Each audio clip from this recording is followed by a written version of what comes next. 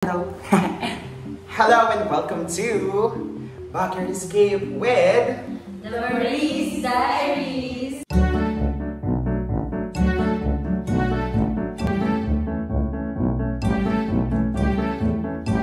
Okay, sige. Okay na yan. Sige. And tonight, syempre, we will be talking about lots of things. Pero sisimulan natin, meron kaming sponsors and foods. Pilipino. May energy na. Tapos, ano to? Lettuce. Repolyo. Repolyo. Repolyo! And mayonnaise. Yes. Okay, so tonight, ang pag-uusapan natin sa podcast na ito, this is our first, by the way, first ever podcast with the Maries. And ang pag-uusapan natin ay... Ding ding ding! Cheating! Okay. Okay, so we have random questions here and sasagutin namin isa't isa just to get people's opinion! Okay, so first question. Handa na ba kayo? Parang hindi kayo handa. Parang hindi kayo naging handa. Okay, what would you do if you found out that your best friend was cheating? Okay, first ever mic goes to Jessa! Thank you for that wonderful. Shots! Go! For me, if I found out that my best friend is cheating, of course I will confront her. Like, of course, I'm still gonna give it a chance for her to let her, sorry, mali. Wait lang ako yun. Okay lang ako ng goal. I mean, syempre, iko-confront ko muna siya. Kasi, first of all, need niya i-explain yung sarili niya eh. Kung may nakita man ako na like proof na nag-cheat talaga siya, syempre need ko pa rin itanong yun. Tapos ayun, then if ma-confirm ko naman yun or not, makikita mo naman kasi sa tao yun eh kung magsasabi siya ng totoo or hindi. And then if I confirm na totoo yun, I will cut her off. Especially kung pagpapatuloy niya yun. And that's for me. Yes! Okay, bigyan natin si Jessa ng 1 clap! 1, 2, 3, go! Parang ano? Wala tayong interaction sa isa't isa. Magkakaibigan ba talaga tayo? Okay, bigyan natin si Jessa ng 1 clap! Okay. Pero ano, tama naman. Kasi sa akin in my own opinion, talagang i-confront. Oo naman. Pero syempre, magaan sa magaang paraan to make it not very awkward. Pero syempre, kapag tinonirin niya yung sarili niya, okay, pack up ka na be. Goodbye. Okay, the next person who answers the question is, dalawa lang yung sasagot, tapos another question. Yeah. Syempre, si Jorian! Syempre si Jorian The na. mic is yours. Okay. Okay, go on. Cut off. Cut off. Bakit? Siyempre, alam mo yung feeling na yung niloloko ka. So, especially kung naranasan mo na yun. Diba? So, hindi mo gusto yung maranasan ng ibang tao yung naranasan mo. Tata. Kahit friend mo pa? Tama. Yaray! Tsaka, hindi. Kakausapin mo siya eh. Kasi best friend mo nga, diba? So, hindi mo rin naman basta-basta pwede siyang i-cut off totally without knowing her side.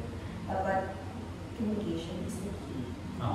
Tata. Aminin man niya o hindi, like Jessa said, makikita mo sa actions and sa kung ano pang pinapakita niya. Kasi nga best friend mo siya eh. Alam mo yung totoo sa hindi sa kanya. Tama! Yes. Totoo! Dahil dyan, bigyan natin si Jorian ng isang palakpak! Okay. Isa lang. 5 minuto lang po. Okay, syempre, I totally understand that. Syempre, may iba-iba tayo experience, pero getting the point of view of someone, or especially your friend, is important naman talaga. Taray, may sagumin siya, no? Okay! Thank you so much. Okay, we're gonna go to the next question. The next question will be, how would you feel knowing your friend lied to you after cheating? Halimbawa, ganito, ito, certain scenario. Kinonfront mo. Girl, kinonfront mo, binigyan mo ng option na magsalita. Yes. Sinungaling sa'yo, be. Ano na? And the answer will be coming. Okay, makukuha natin yung sagot with Ella. Thank you. Okay. Oh my God, yes! Go. Okay, go. So personally, I don't have that experience na my friend lied to me after cheating. But if that happens, siguro I'll be disappointed with him kasi I treated her and see her as a friend. Then openly lying to me when seeing it with my own eyes, then trying to still be friendly with me. Ouch!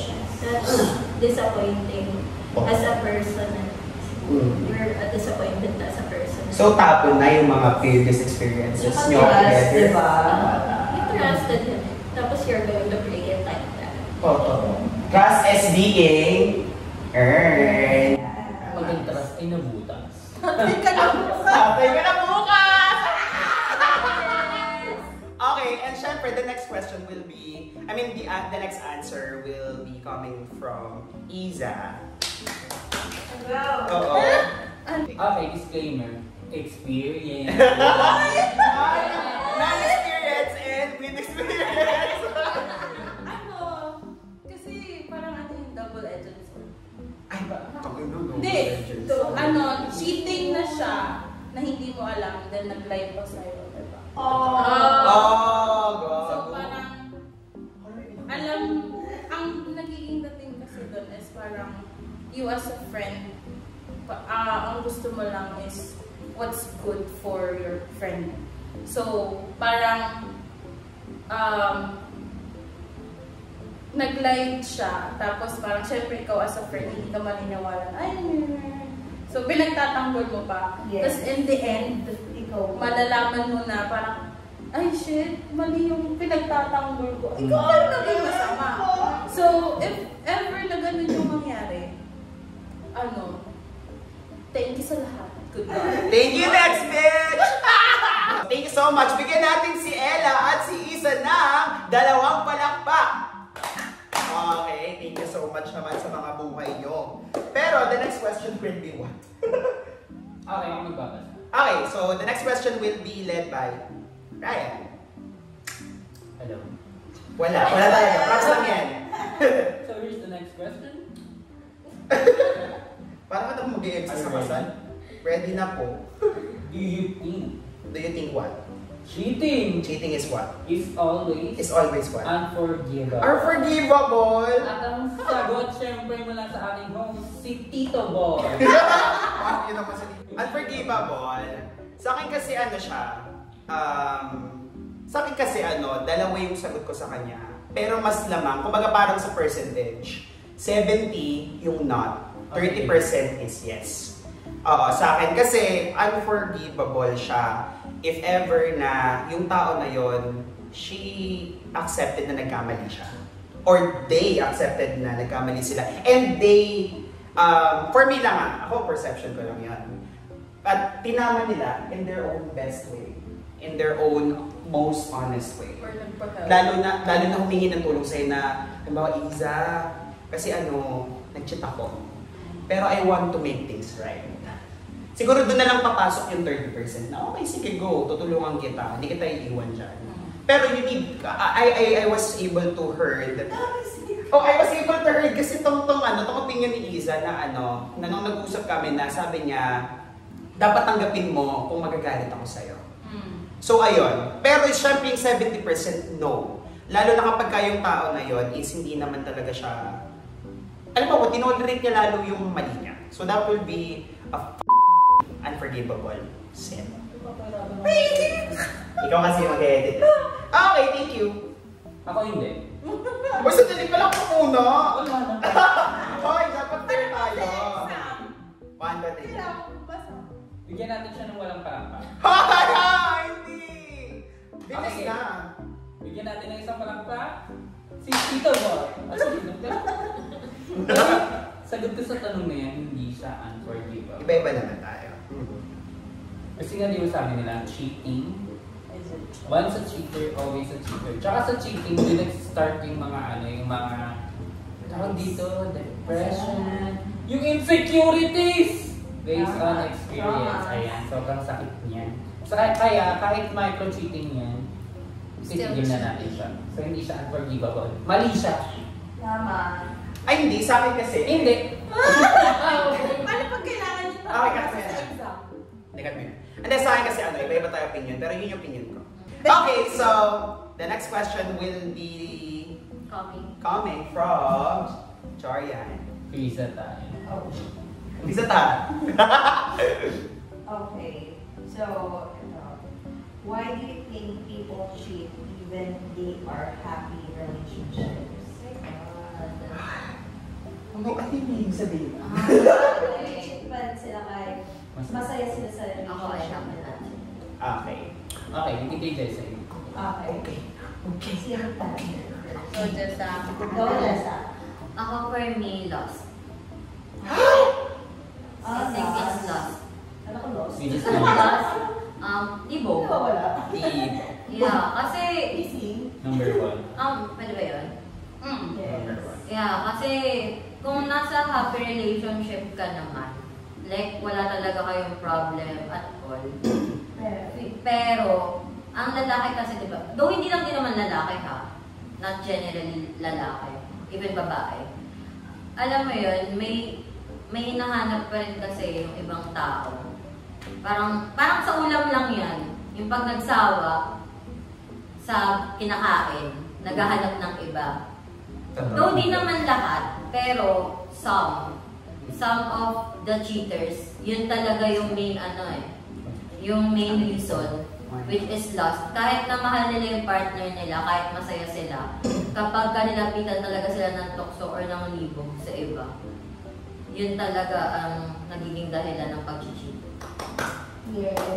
Pero madalas na sinasabi is, parang isa lang yung mahal. Madalas sabihin ng cheaters, isa lang yung mahal, pero saan pala, din yung uuwian mo. Diba? Some, or mostly, lalaki ang nagsasabi ng ganyan. Yung mga lalaki nagloloko na naghahanap pa talaga ng ibang titikman. Yes. Parang ginajustify pa nila yung ano lang naman yan di ba? Diba? Pero sa'yo pa rin ko uuwi. Oo. May ganon. Which is bullshit yun. Ay, tut! May question lang ako, guys. Napapansin niyo ba, bakit puro babae yung kapit? Bakit naman na? Hindi. Seryoso. Tatao. Ako, sasagot yan. Feeling ko kasi, babae yung kabit. Mostly, babae yung kabit. Kasi siya babae, siya babae siya. Hindi, parang babae yung Siguro kasi point of view ko, women has this most vulnerable feelings and heart. Kaya hindi naman lahat ng babae bad as in yung parang not everyone we can be like you guys, ganyan. Namamanipulate.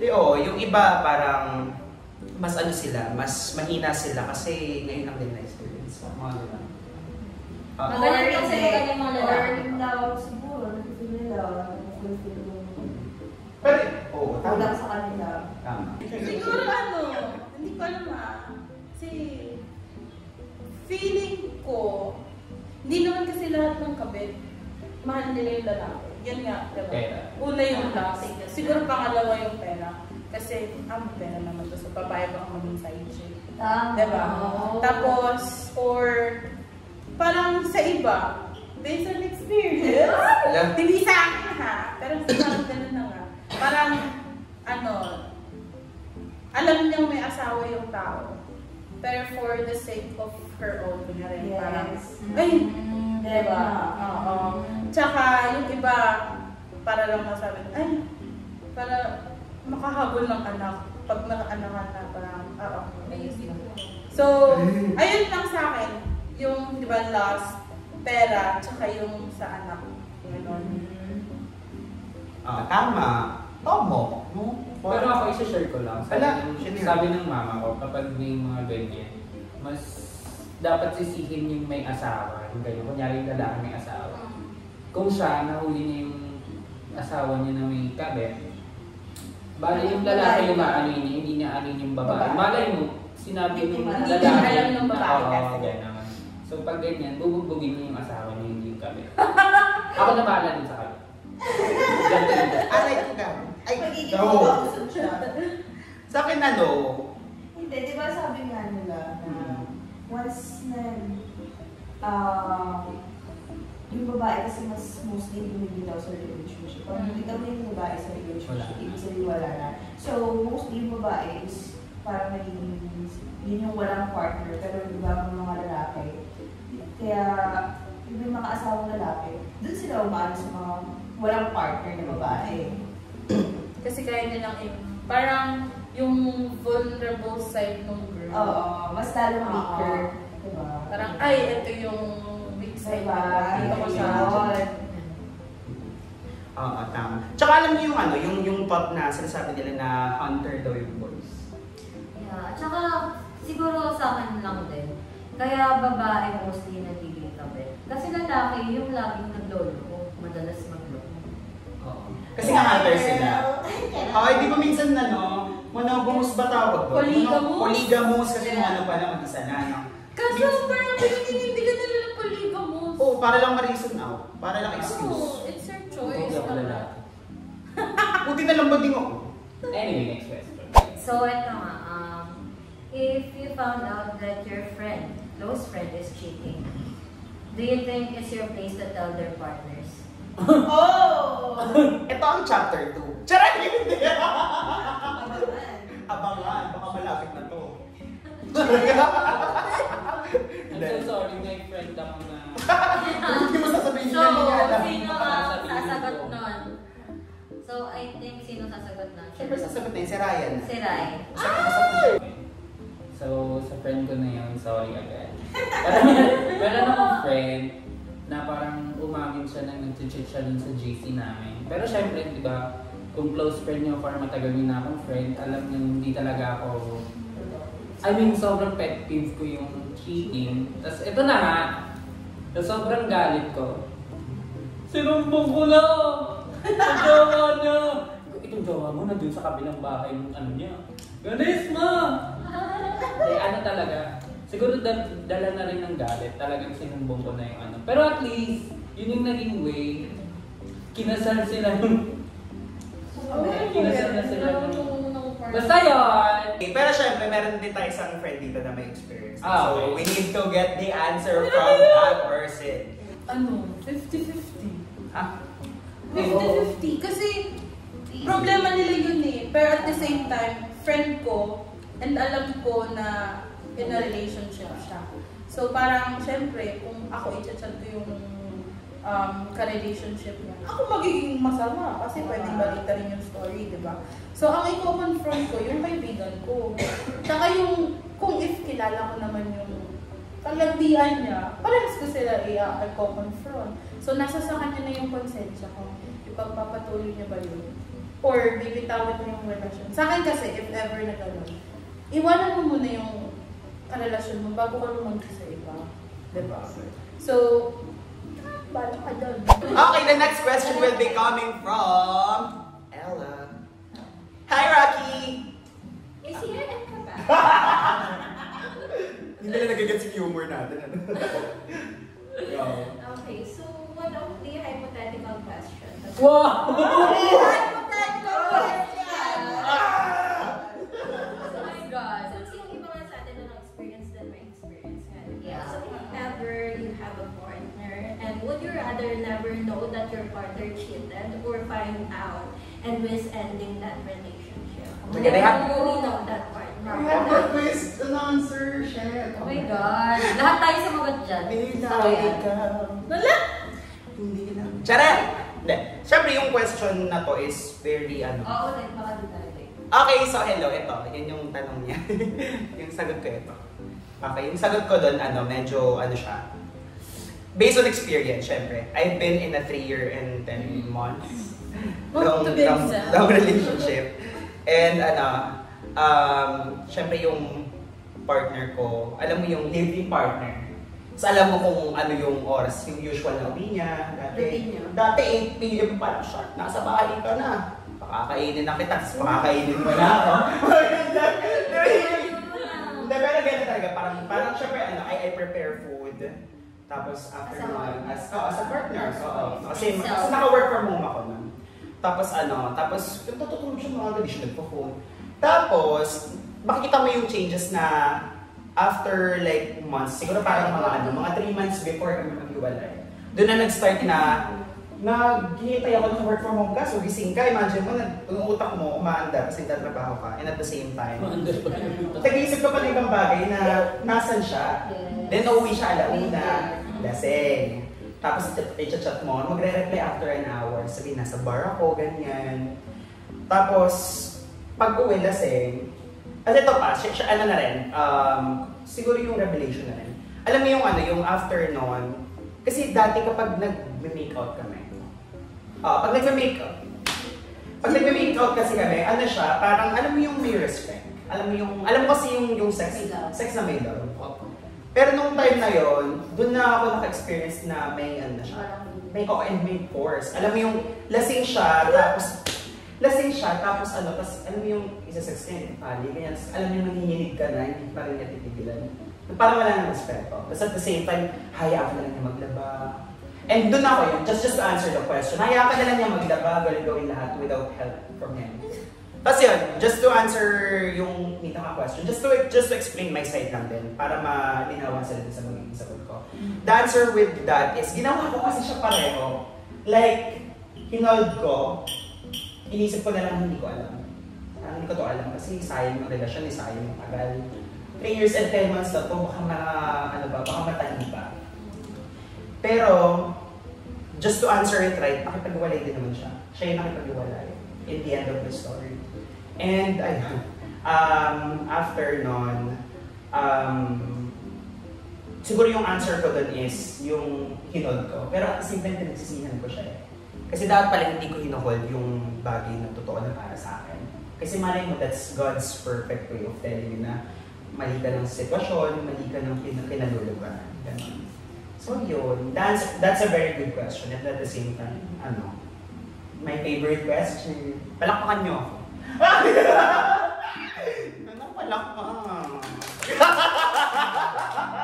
Parang sama ng loob. Okay, yung answer na, syempre, sino pa ba? Gusto ko silang dalawa. Kasi alam ko silang dalawang may experience. Ipak mo guys, sino mo? Si Jordan na, si Jordan. Yes. Sige, yung question is, Ella Coach. She's Jordan. Actually, syempre, Tinder na naloko ako. So, yung partner ko is father of Jory. Tama. 10 years din kami noon. So, syempre, alam mo kayo routine niya, di ba?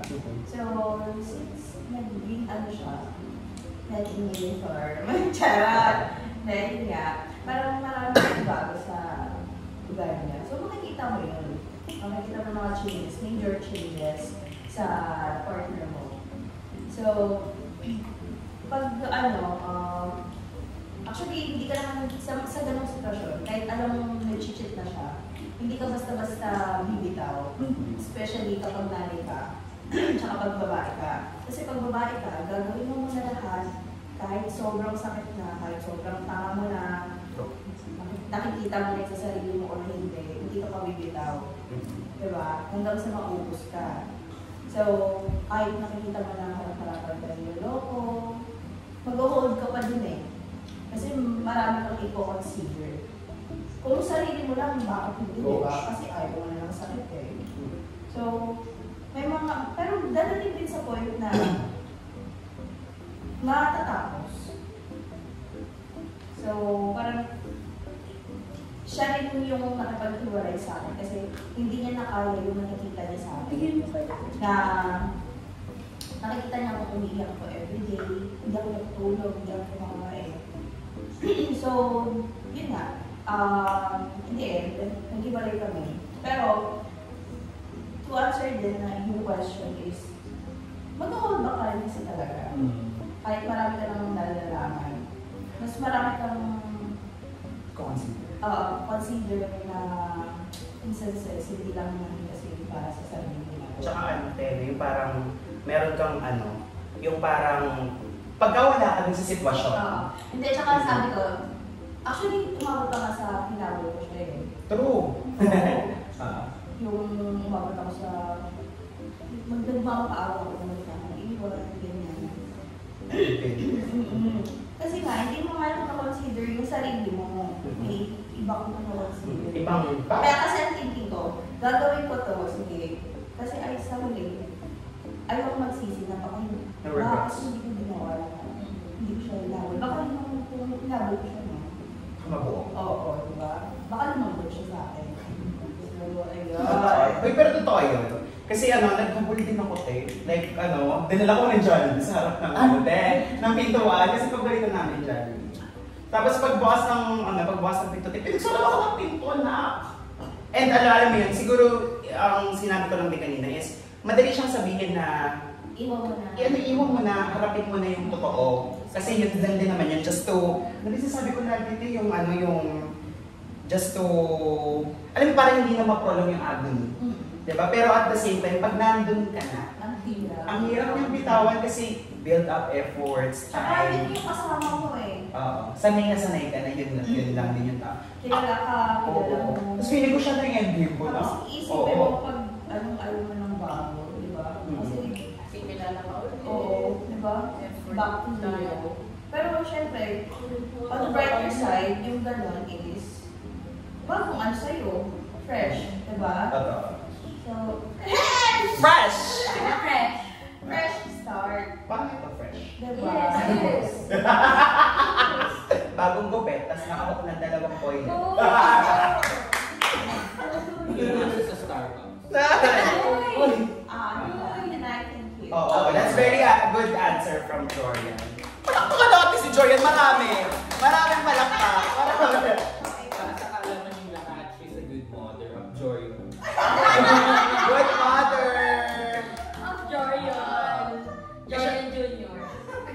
Siyempre, sino mo ba nagkanda partner dito? Siyempre si si Jess. Si Miss Dulce. Si Techi. Siyempre, ikaw, answer the question. Bago na ako, si Brents na ako. Hi, Miles! Miles. Sino yun? Aubrey Miles. Charot. Go. Ako for me, Ay,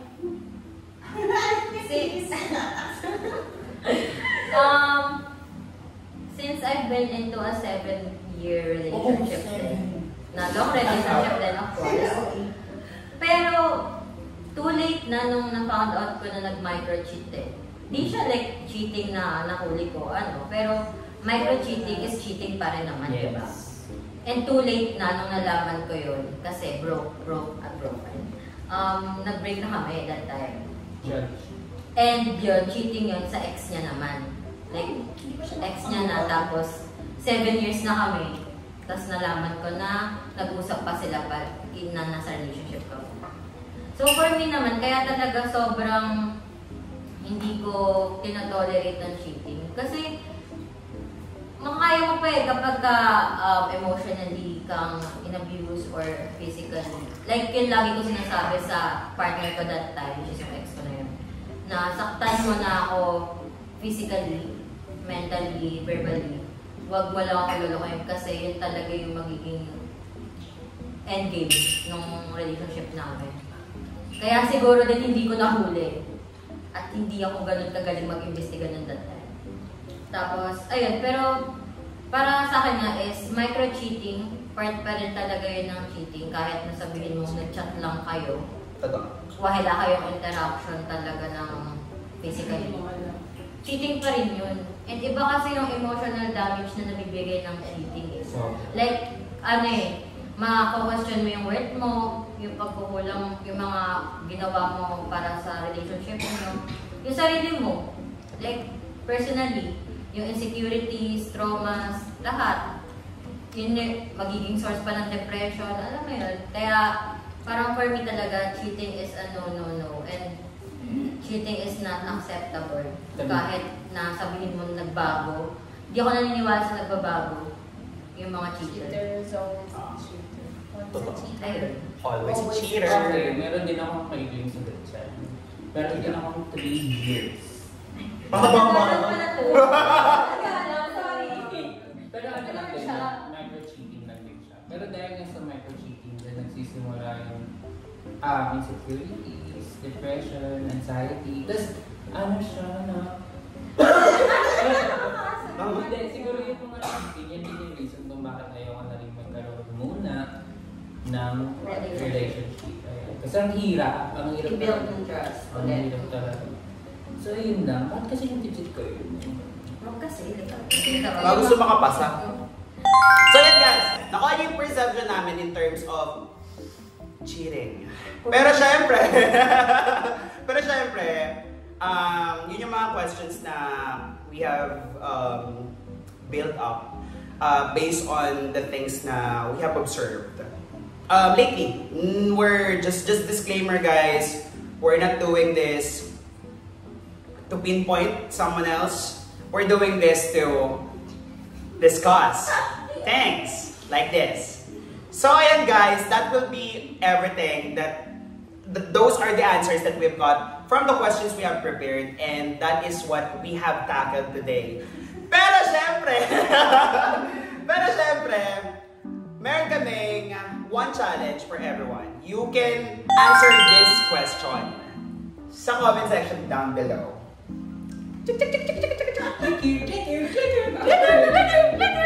Subscribe! Okay, what's the game? Ang game natin ngayon ay no cheating game ha. Kanina pa kami nainom. Tama ba? Ito ba yung game? Baka yung game to. Kanina pa kami namin nainom. Ito, meron kaming chaser. Yan. Kailangan nyo lang hulaan kung ano yung iniinom namin. Kung bakit kami nagkatama ng ganito. Comment down below and we will be giving a jackpot prize of... Magkano? May jackpot di ako. Okay, ulit. We will be giving a jackpot prize of GCash! 200 pesos from Miss Dulce! 200! Okay. Yes, we will be giving that. Yeah, we will be announcing as well the prize soon. Pero at the same time, pwede nyo rin bigay yung comment nyo. Ano ba sa tingin nyo yung comment nyo regarding sa cheating? And ano ba yung opinions nyo? Para makapag-discuss tayo at makapag-reply kami. Yes! So, may name that. Hoy, wag! Flat, everything. And syempre, here are the Maries again for Backyard Escapes. Thank you so much guys. Please like, share, and follow, and subscribe, and comment down below.